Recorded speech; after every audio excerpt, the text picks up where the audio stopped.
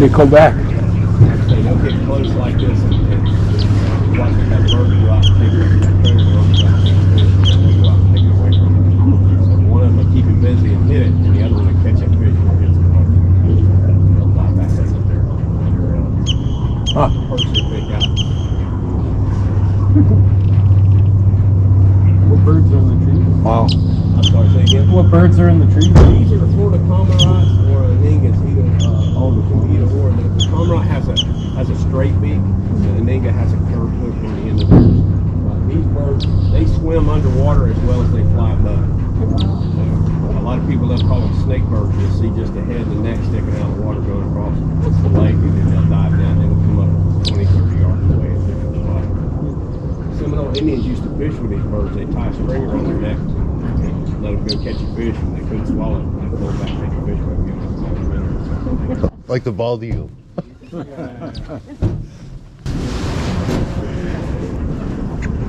Now we're third in eagle population, only to the states of Alaska and Minnesota in that order. Minnesota being second, I thought was pretty weird. But if you look at Minnesota, it's named the 10,000 lakes. These guys like hanging around lakes.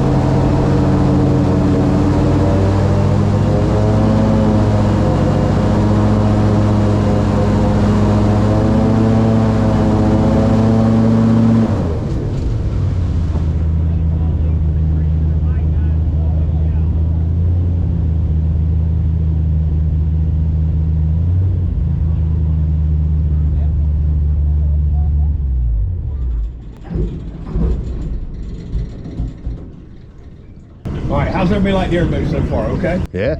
All right, I recommend these dog come there. Never been in an argument with my wife on the airboat once. All right, now, like I said, we got another bald-headed eagle up in the tree up here. You can see him. And then I was telling you, I wasn't kidding when I said we could hit a cow. These guys will get all the way out, back deep in the water. Alligators don't mess with them because alligators eat their food whole. So that's great news for big guys like me. That means we die last. So you don't have to outswim the person next to you. You just puff up and look hard to swallow. You'll be fine. Right. So these guys, they belong to the state property around the lake. All the property around Lake Cypress is owned by the state of Florida, except the property the zoo is on. So with that said, that boathouse we left from, that's the only house on this lake. So all the property around this lake here is owned by the state of Florida. And on the back side of the east shore here and the north shore, there's 4 Pioneer Ranch families that border that state property. They have huge beef operations here. Florida's in the top 10 beef producing states in the nation every year, and the reason being is because we're green 12 months out of the year. We can support a lot of cows on the same acre grass year round. So these guys are allowed to come out here and free graze on the state property.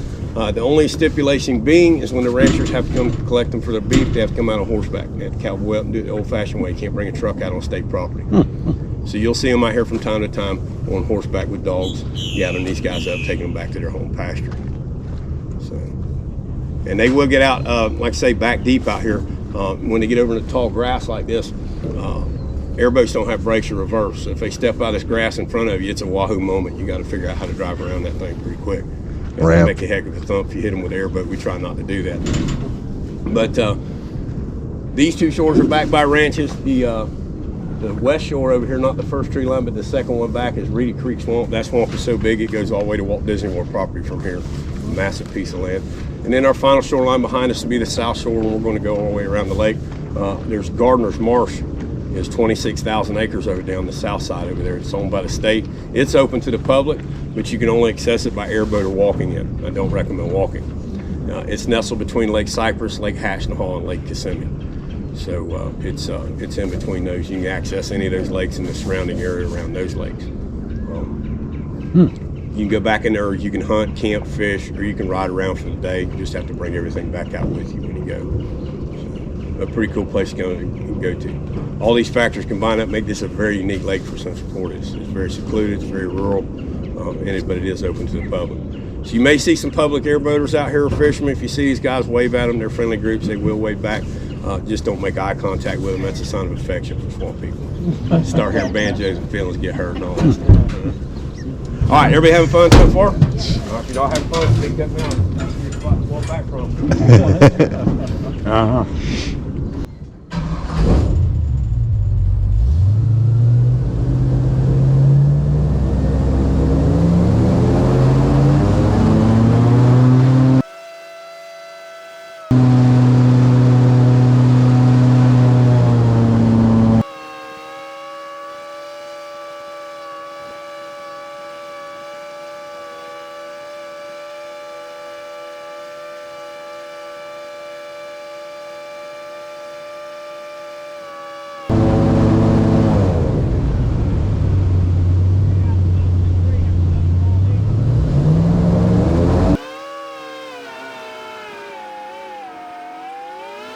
Big guy. He looks bigger than the other. He's a big bird.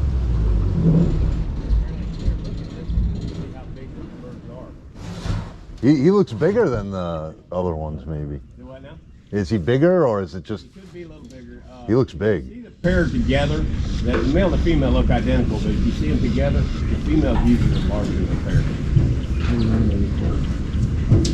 He's both. No. Good vantage point. So hopefully good later spot. on our trip, if the water level's still up high enough, we get to the other side of the lake, we're going to pull up at an eagle's nest that is occupied right now by 2 chicks. Once in a while, we get to see them. They'll peek over the side. If our water level's still up, and it looks like so far it's going to be, we'll get a chance to stop by there. The water level change.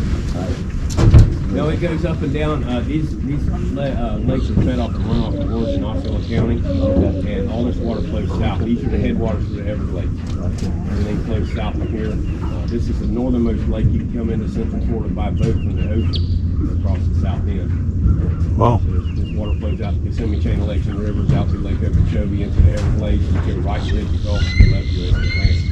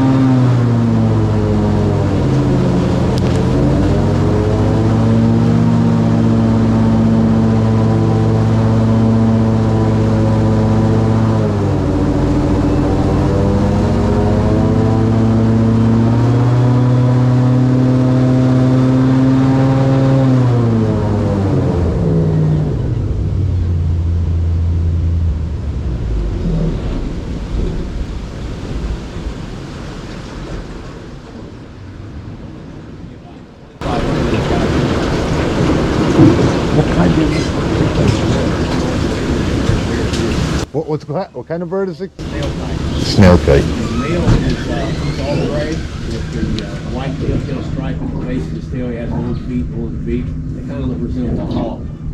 Particularly in the female's case, she's dark brown with light brown spots, but they both have that tail stripe at the base of their tail.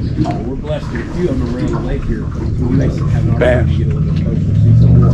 These birds will position themselves around these airboat trails, because as we go through, we stir up apple snails. This is what an apple snail looks like. These guys get pretty big. As we go through, we'll stir these up, and these guys have figured out they'll come down behind us and pick up these apple snails. That's what they eat. Now, they were originally from South Florida, and whatever type of snail they were eating down there was going away. So, fortunately for us, we have these apple snails up here. They're an invasive species. They come to the lake through the aquarium industry. People used to have them in their aquariums. When they moved out of the area, the fish died or whatever, they just dumped the aquariums out in the lake, and now they started taking over out here. like I said, fortunately, somebody had the foresight to move these guys up here, and they've been taking off eating these apples. Checking, they can come back themselves. We're pretty happy about that. Usually, it doesn't work out that way. When it faces species, one comes in and dominates, and it's just the best. Same thing they have down at the Everglades right now with the snakes. The ball python.